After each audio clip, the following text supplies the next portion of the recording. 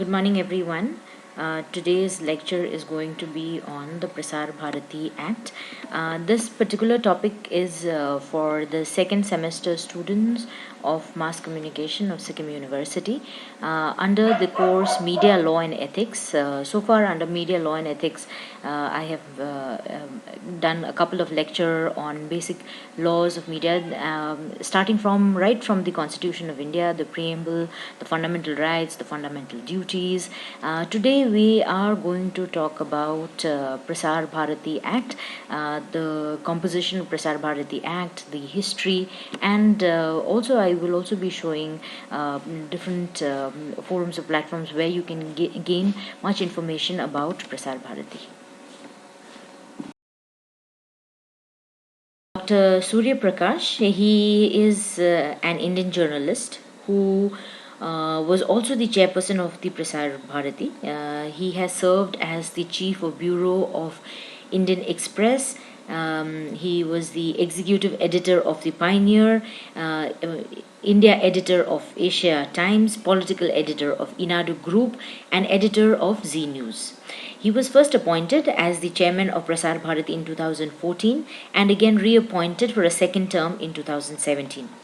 As of Sashi Shekhar Vempati, he is an IIT Bombay alumnus. He has worked as a product strategist and digital innovator at Infosys for more than 16 years, and he was responsible mainly for incubating many cutting edge technology based digital innovations and initiative working globally with Fortune 500 clients across various sectors such as retail, CPG to mobile, digital services, and energy and utilities and others also. Okay, in 2013 April, he shifted from Infosys and he joined a new media platform, which is called as nittycentral.com. He joined them as the CEO and he has many awards in his bag.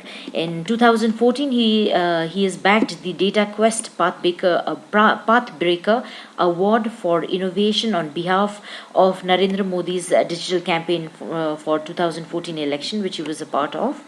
And he has been associated with the Prasar Bharati group as a part-time member since 2016. However, in 2017, he was appointed as the CEO of Prasar Bharati. Okay, so we continue with the Prasar Bharati, brief introduction like the history of Prasar Bharati. So, what is Prasar Bharati? So, Prasar Bharati is it is the India's largest public broadcasting agency. It is an statutory autonomous body which is set up by the Act of Parliament. It comprises of Doordarshan Television Network and All India Radio.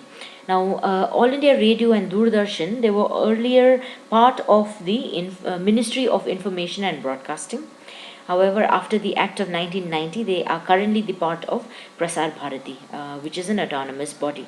This act was made in 1990. Before 1990, there were various committees that was made to study the role of media, or rather to say, if press should be given an autonomous status, if All India Radio or Doordarshan should be given some autonomous status. So, Chanda Committee, which was set up in 1966, the Verghese Committee, which was set up in 1978, the Joshi Committee, which was set up in 1985, all three committees recommended that certain autonomy should be given to the press. So, based on all these recommendations, finally in 1990, the Prasar Bharati Act was passed in the parliament. However, it took 7 long years for the act to be enacted, and in 1997 the act was finally enacted. And after 1997, we also see a lot of private news channels also started functioning. Earlier, the rights of news broadcasting was only given to Doordarshan, which is all under the Ministry of Information and Broadcast. But after 1997, we have seen many news channels, private news channels, that also started broadcasting news. Here we'll discuss about the board. The board of members of Prasar Bharati. The board consists of the chairman, one executive member, one member finance, one member personal, 6 part-time members, Director General Akashvani, Director General Doordarshan, the ex officio members, that is, whoever holds the position as the Director General, they'll be the a member of the board. Whoever holds the position of Director General in Akashvani and Doordarshan, they'll automatically become the member of the boards without any elections or nominations. Then another member is one representative of the Union Ministry of Information and Broadcast.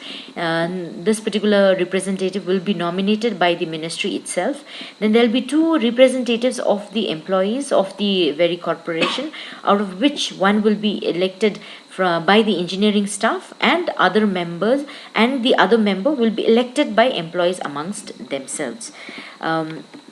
So the appointment and the of the chairman and other members, how it is done is, all members except the ex officio members, like I said, they become the member of the board by virtue of their position. So all other members other than the ex officio member, they shall be appointed by the President of India. Now President appoints them on the recommendation of a small committee that is being formed. The committee comprises of the chairman of the Council of States, the chairman of the Press Council of India, and one nominee of the President of India. The chairman of this particular committee will be the chairman of the Council of States. So based on the recommendation of this particular committee, the chairman and the other members of the board of Prasar Bharati is appointed by the President of India. Okay, so thank you very much for listening. Please wait for my next video. The next video will be on the functions of Prasar Bharati, and also where you can get the entire Prasar Bharati Act online. So please wait for the next video. Until then, take care. Goodbye.